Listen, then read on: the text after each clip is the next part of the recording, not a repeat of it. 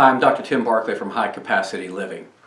So you've heard me talk before about how the coaching model that we use as far as building resilience and helping people achieve their goals in life, helping people to overcome their obstacles in life and to rise above those circumstances and live intentionally and abundantly. And that requires 4 core traits: to be hopeful, to be committed to goal-seeking, obtaining behavior, to create and maintain accountable relationships, and have harmonious passion at the expense of obsessive passion. So that's where we get high capacity living from that acronym HCAP: hope, commitment, accountability, and passion. However, I do want to talk with you about what makes HCAP work, and that's HCAP is operational based on 3 core principles, and that's mental optometry, the law of resistance and submission, and also the law of emotion versus truth. I want to talk with you briefly about the first one, being mental optometry.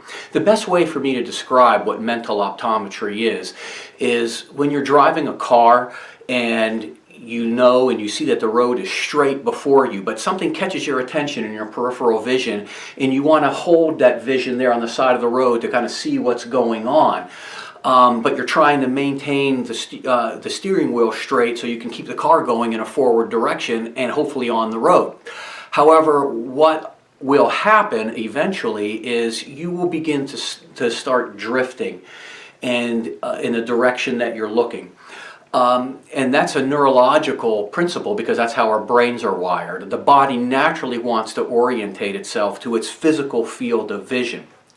However, what my research shows that it's the same brain mechanisms when we orientate and use what's called the mind's eye. You see, the mind's eye exists up here in the prefrontal region, and this area of the brain is where we form our perceptions, or again, what we commonly refer to as the mind's eye, the things that we see in our mind. But just like the example I gave you with orientating your body to the direction of what your physical vision is focusing on, it's the same thing with our mind's eye. Whatever your mind's eye is focused on, you will go with your behaviors and your emotions. They will follow suit simply because it's the same neurological principle, it's the same brain mechanisms involved in both examples that I gave you. So it's really important that you take note of what your mind's eye is focusing on. Now, getting back to the natural example of driving the car. Well, when you notice that you're starting to drift in either direction, well, of course, the most obvious correction is to put your eyes back on the road, and without even thinking about it, the direction your car is going is automatically corrected, and you're back, going in the forward direction. It's very similar to what we see with the mind's eye, putting your eye back on the road. However, the mechanism of action here in the mind's eye is putting yourself back on the road is done with your narratives. You see, it's the narratives that direct the focus of our mind's eye. We may want something, or we may cognitively assent to wanting something in our life, or wanting something different, or wanting to achieve something. But yet if our mind's eye is really focusing on something else, like fear or failure, well, that's exactly where we're going to go behaviorally and emotionally, despite the fact of what we say that we want. And again, it's just like the natural example I gave you in driving a car.